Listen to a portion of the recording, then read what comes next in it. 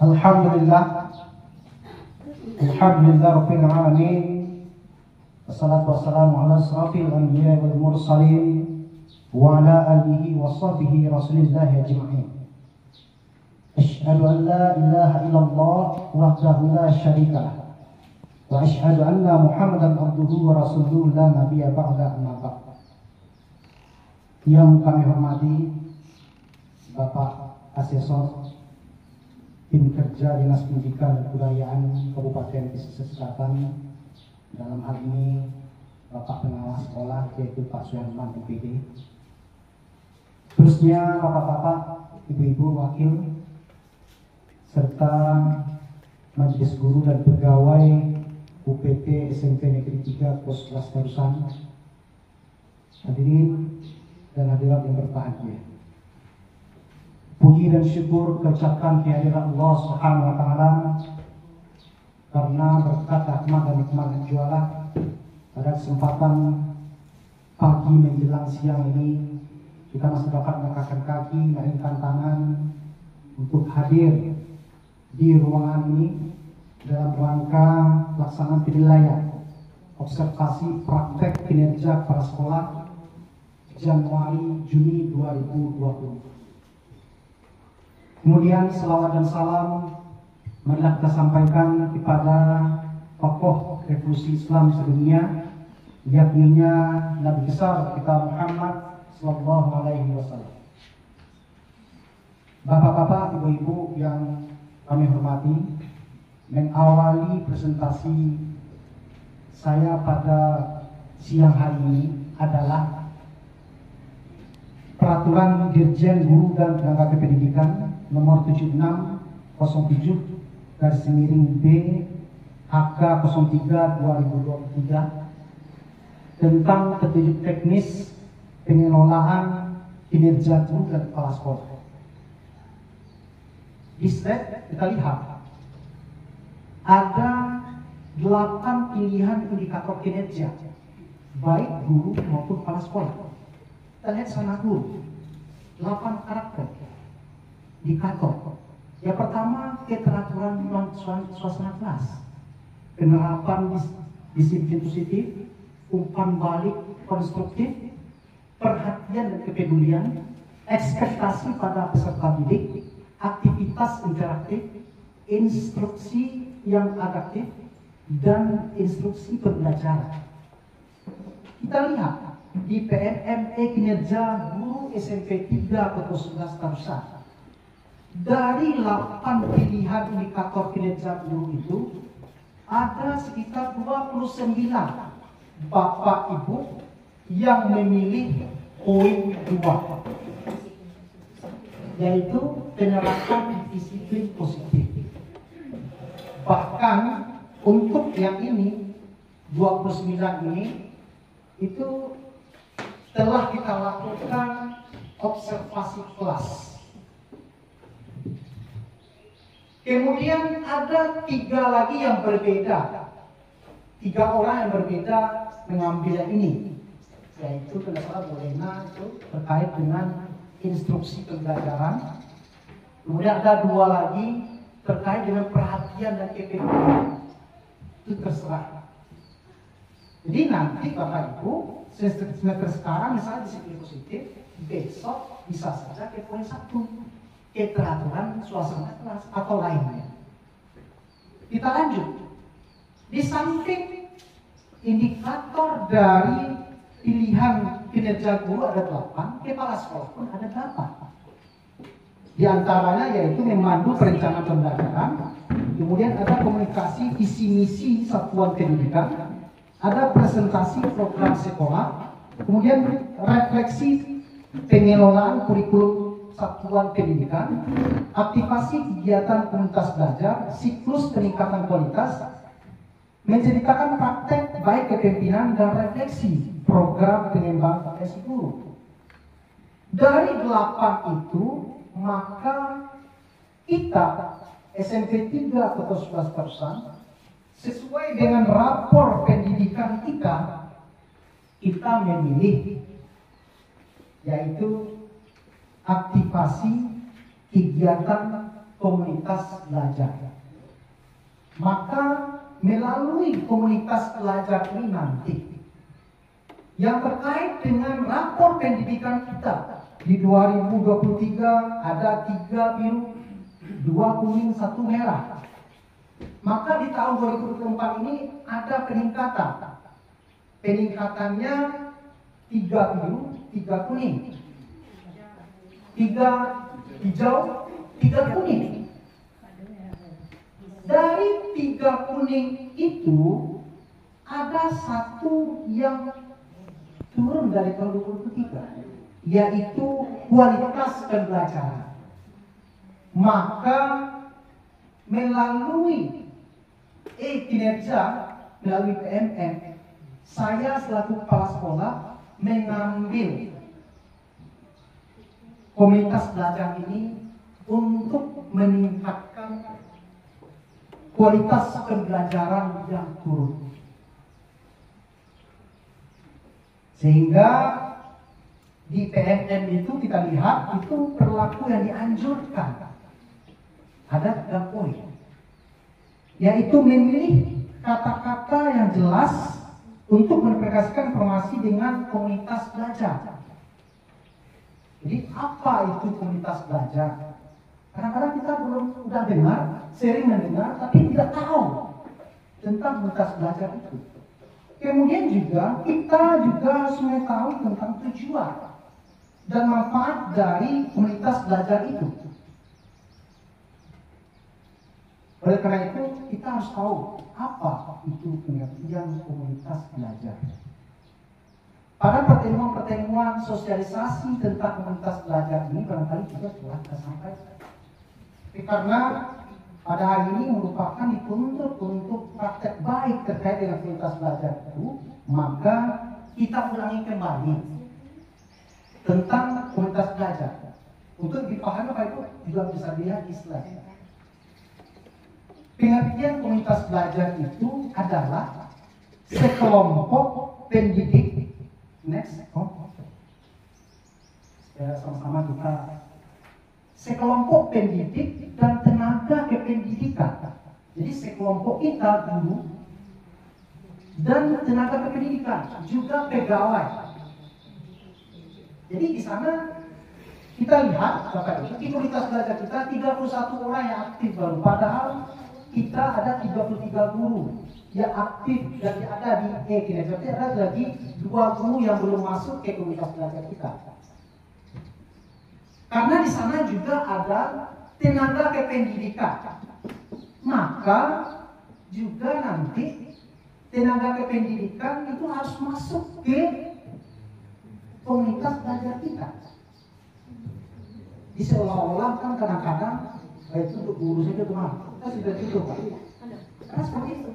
Padahal di komunitas belajar itu sekelompok pendidik dan tenaga kependidikan dalam satu sekolah yang belajar bersama-sama. Dia belajar sama-sama pada itu tidak dalam bentuk formal saja. Oh, tidak harus misalnya datangkan misalnya pemateri. Tidak harus. Dari kita untuk kita juga bisa. Misalnya ada kemampuan terkait dengan pembelajaran diferensiasi. Di satu guru bisa. Jadi belajar bersama-sama dan berkolaborasi. Jadi berkolaborasi secara aktif dengan tujuan yang jelas dan terukur untuk meningkatkan kualitas pembelajaran. Nah ini tadi yang kurang itu kan kualitas pembelajaran. Ditingkatkan melalui ini. Kenapa saya mengambil rombongan ini komunitas belajar ini salah satunya, sehingga berdampak pada hasil belajar peserta didik. Itu yang pertama, pengertian dari komunitas belajar. Yang kedua, tujuan dari komunitas belajar ini. Ini tujuannya tak lain tak bukan adalah untuk meningkatkan kompetensi kita, kompetensi pendidik, kompetensi tenaga kependidikan. Jadi tidak hanya guru. Guru capek bergeraknya tenaga pendidikan, enggak. Karena tenaga pendidikan ini penting juga Bapak Ibu. Kenapa? Karena di dalam sekarang ini, apalagi PMM, segala macam kan butuh bagaimana percepatan dari hal ini, sehingga dapat membangun budaya belajar bersama. Yang biasanya belajar seorang-seorang Bapak Ibu, kadang-kadang kalau kita sampaikan, kita misalnya game-game seperti kita, maka melalui Komben ini itu dapat budaya belajar bersama dan berkelanjutan yang berdampak. Intinya itu berdampak. Kalau seandainya awal ada komunitas belajar Bapak Ibu, tapi ada dampaknya terhadap peningkatan kompetensi kita dan hasil dari belajar guru, belajar siswa, maka itu tidak mencapai tujuan. Kemudian kenapa pentingnya komunitas belajar ini? Komunitas belajar ini sangat penting karena komunitas belajar menjadi wadah untuk merealisasikan terjadinya kolaborasi antara pendidik. Adanya kolaborasi antara kita sama kita. Pendidik belajar bersama, tidak terisolasi. Kemudian pendidik bersepakat tentang standar umum seperti pembelajaran yang efektif, indikator penilaian, pendidik bersepakat bahwa pendidikan semua adalah tanggung jawab kolektif. Artinya apa? Artinya terkait dengan siswa ini tanggung jawab kita bersama, Bapak. Tidak kepala sekolah. Kalau kepala sekolahnya berjalan tanpa ada waktu, tanpa ada waktu di sebelum pegawai, maka tidak akan muncul yang namanya kolaborasi. Maka dengan adanya komunitas belajar dalam sekolah, ketimpangan kompetensi antar pendidik, kadang-kadang ada yang lebih paham tentang satu hal, yang satu tidak tahu. Maka dengan kolaborasi ini melalui komunitas belajar ini nanti, maka akan muncul pengalaman belajar yang kualitas yang sama. Siapapun pendidik. Jadi, kemudian selanjutnya, acuan pengelolaan komunitas belajar. Next. Fokus dalam pembelajaran. Memberdayakan kolaborasi dan tanggung jawab kolektif. Di tanggung jawab itu tidak hanya kepala sekolah, tidak hanya wakil kurikulum, tidak hanya guru mapel. Misalnya kelas 9, karena guru kelas 9 itu hanya 10 orang, ada persoalan kelas 9, maka kita juga bertanggung jawab secara kolektif. Seperti ini. Yang ketiga, reorientasi pada hasil peserta didik. Jadi orientasi dari semua ini adalah hasil dari belajar peserta didik. Next. Budaya kolaborasi. Kolaborasi ini di mana tempat dahulu itu jarang terjadi. Tapi dengan adanya kurikulum Merdeka Belajar ini yang dituangkan oleh Menteri Mas Nadiem ini, maka telah muncul budaya kolaborasi di tengah-tengah pendidik dan tenaga pendidikan.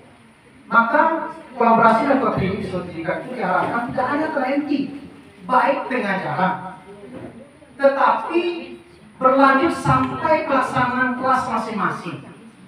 Jadi ini Bapak. Kemudian selanjutnya, orientasi pada hasil belajar murid. Ketika belajar bersama, menggeser fokus dari mengajar menjadi belajar. Jadi orientasi pada hasil belajar murid ini menggeser fokus dari mengajar menjadi belajar. Artinya apa? Diharapkan akan membantu pendidik agar tidak hanya memastikan bahwa ia telah mengajar, tetapi juga peserta didiknya juga belajar. Jadi, cara untuk memastikan peserta didik ini belajar adalah dengan melakukan asesmen yang berkelanjutan.